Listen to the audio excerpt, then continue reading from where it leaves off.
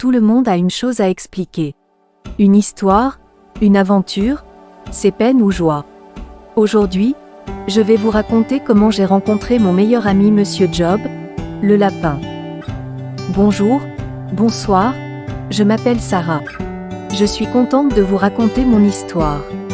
Merci à tous les anciens et nouveaux abonnés de Monsieur Milice. N'oubliez pas de me faire part de ce que vous pensez dans les commentaires et n'oubliez pas si vous êtes nouveau sur la chaîne de vous abonner à Milice Monsieur Zonzon. Je commence maintenant. Je vivais dans une ferme avec toutes sortes d'animaux domestiques. Des poules, des bœufs, des chèvres, des cochons, etc. Un jour pendant que je quittais la ferme, j'ai entendu un cri dans la forêt.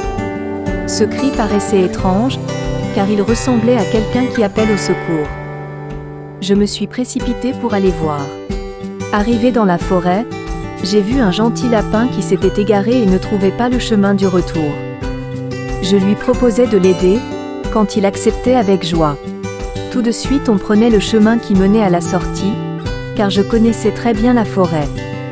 Arrivé au bout de la route qui traverse la rivière, on se dit au revoir.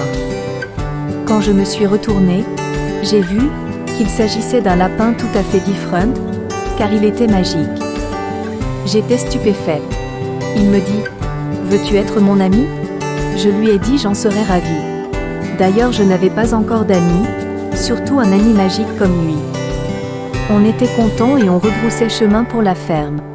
Tout au long du chemin on parlait de comment on va être les meilleurs amis du monde. On commençait à jouer tout de suite car Monsieur Job et moi étions tellement contents de notre rencontre que l'on ne pouvait pas attendre notre arrivée.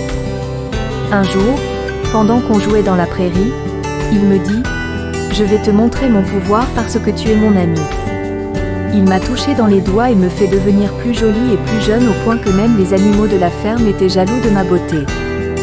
Mais ils étaient contents quand même parce que je me suis toujours bien occupée d'eux. Merci Monsieur Job. Je t'aime mon ami.